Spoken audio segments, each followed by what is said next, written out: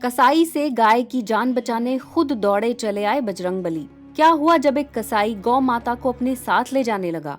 गौ माता को बचाने के लिए कैसे आए स्वयं हनुमान जी? हनुमान भगवान की लीला के सामने कसाई भी हुआ नतमस्तक। बजरंगबली की लीला अपरंपार है। वो संसार के सभी जीवों का बराबर ख्याल रखते हैं। उनके लिए कोई बड़ा नहीं, कोई छोटा नहीं, कोई ऊंचा नहीं, कोई नीचा नहीं। जो भी दुविधा हो, जो भी समस्या हो, हनुमान भगवान की शरण में आकर सब दूर हो जाती है। तो क्या हुआ जब कसाई के हाथों मरने से एक गाय को बचाने आए हनुमान जी? पूरी बात जानने के लिए हमारे वीडियो को अंत तक देखें। और अगर आप हमारे चैनल पर नए हैं तो हमारे चैनल को सब्सक्राइब करना ना भूलें। सोमनाथ गुजरात के छोटे से गांव से संबंध रखता था।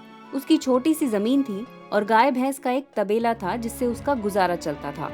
सोमनाथ अपनी गायों से बेहद प्यार करता था और इसी कारण वो कभी अपना गांव छोड़कर शहर में बसने की सोच भी नहीं पा रहा था।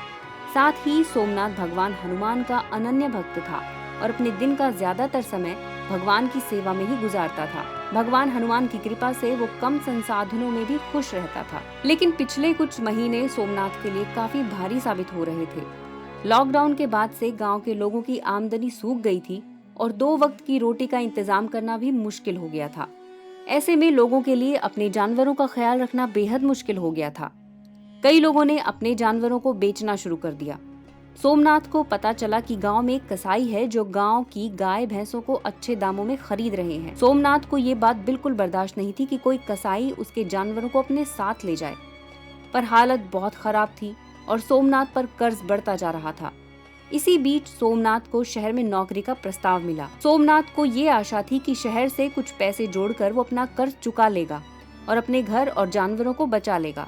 इसी आशा से अपने रिश्तेदारों को अपने जानवर सौंपकर वो शहर चला गया। शहर से कुछ महीनों बाद जब सोमनाथ छुट्टी पर आया तो वो ये देखकर सकते में आ गया कि उसकी गैर मौजूदगी में उसके रिश्तेदारों ने सोमनाथ के गाय भैंस कसाई को बेचने के लिए दे दिए थे।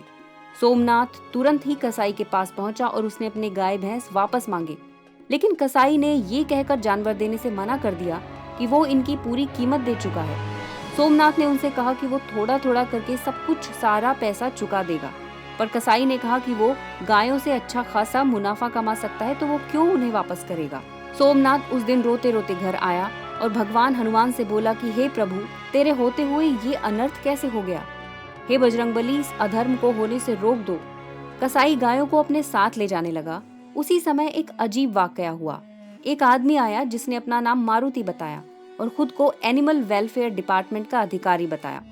जब कसाई से उसका लाइसेंस मांगा गया तो वो कुछ दिखा नहीं पाया।